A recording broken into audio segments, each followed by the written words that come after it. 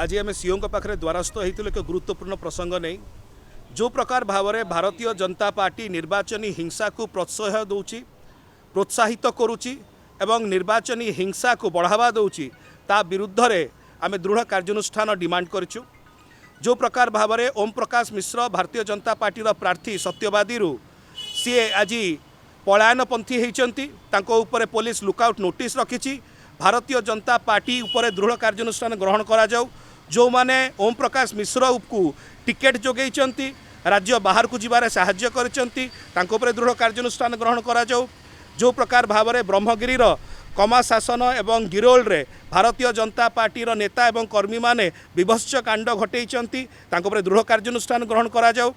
किछि दिन तले आम देखलु नील विषय सोरडारे जो प्रकार भाव में भारतीय जनता पार्टी प्रार्थी ईवीएम भांगिले एवं तांको उपरे दृढ़ कार्यानुष्ठान जदियो नियाहेछि।